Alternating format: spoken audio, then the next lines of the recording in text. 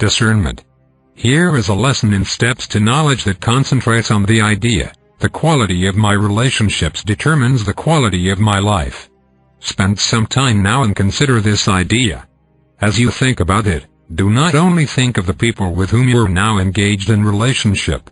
Include, as well, your relationship with your mind, your relationship with your body, your relationship with the place you live, your relationship to the general physical environment, and so forth.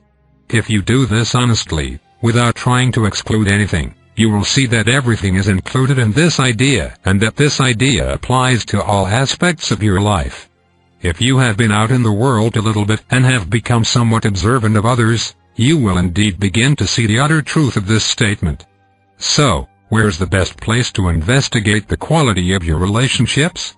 The best place to start to investigate is in looking at how you start relationships. Who do you start them with? What are your motives? What are you looking for? What are your criteria? How quickly do you move? How do you gauge your progress? What qualifies a person to be in relationship with you and what disqualifies someone? This investigation is one that you are encouraged to undertake for yourself, but it will only be fruitful if you engage yourself in it with as much objectivity as possible. Your experience and your observations of others will prove very valuable here. Yet, the opportunity for deception is very great because you will still protect certain motives and goals in relationships from this scrutiny, wanting to make sure that they are still genuine goals for you, keeping them from being questioned and examined honestly. Developing discernment is absolutely fundamental in raising the quality of your relationships and, indeed, the quality of your life. How you start a relationship will determine the direction that it goes in and will establish its activity both now and in the future. Discernment or the lack of it will determine who you are with, what you will do and what you will have to learn as a result. So, clearly, how you start a relationship is the best place to begin. All the relationships that you have now were started at some point, and, indeed, you are looking for new relationships even at this moment. Perhaps you will think, well, I am not looking for a husband or a wife, but you are looking for other people for other purposes. To emphasize the importance of discernment, we shall give you a very fundamental idea in the greater community way of knowledge. It is an idea that will require considerable thought and investigation. The idea is this: the truth of any relationship can be known at the outset. This means that relationships are not as much of a gamble as they might seem. Is this possible? Not everything that will happen in a relationship can be seen at the outset, but the appropriateness of this relationship for you can be known. In fact, it is known already. But do you have access to this knowledge? Are you available to it? It is certainly available to you. If you are not available to it, what is preventing you from having access to it? Here, indeed, you begin to ask some very important questions about your approach to life and the degree to which you can engage with life objectively and honestly. Indeed, you might even ask these questions regarding me: who is this speaker who is giving me this discourse? Can this speaker be trusted? Does this speaker possess true wisdom? I have been fooled before. Maybe I will be fooled again. Indeed, I can only be known. You can speculate a great deal about me and paint any picture you want. But my value can only be known. If you are with knowledge, you will know who I am and you will understand the depth of my wisdom. The question of trust will not be necessary if knowledge is your guide. However, knowledge is not really the guide for most people in an active sense, for people trust their assumptions until their assumptions prove to be false, which can take a very long time. Consider how it is possible that the appropriateness of a relationship can be known at the outset. How do you know these things and how do you proceed? If you are open to experiencing other people's purpose, their temperament, how far they have progressed, their maturity, and their thinking and behavior, if you are open to knowing these things without trying to assign value and without trying to fit others into your ideals, then, indeed, you can know if they are an appropriate prospect for relationship for you. How can you know this? Because knowledge within you will say yes or no. If knowledge does not say yes, then it is no.